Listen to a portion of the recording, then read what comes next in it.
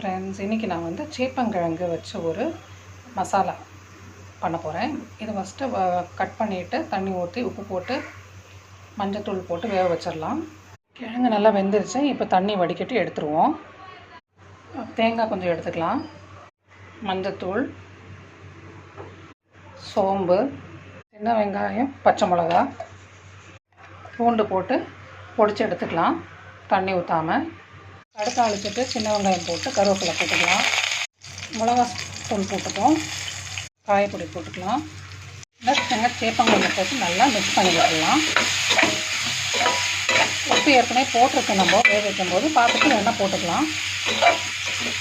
Next நம்ம பொடிச்சு வச்ச தேங்காவை போட்டுருவோம், நல்லா மிக்ஸ் பண்ணி விட்டுடலாம். சூப்பரான சேப்பங்கிழங்கு மசாலா ரெடி. கண்டிப்பாக ட்ரை பண்ணி பாருங்கள். டிஃப்ரெண்ட்டாகவும் இருக்கும், வெரைட்டியாக நல்லா டேஸ்டியாகவும் இருக்கும்.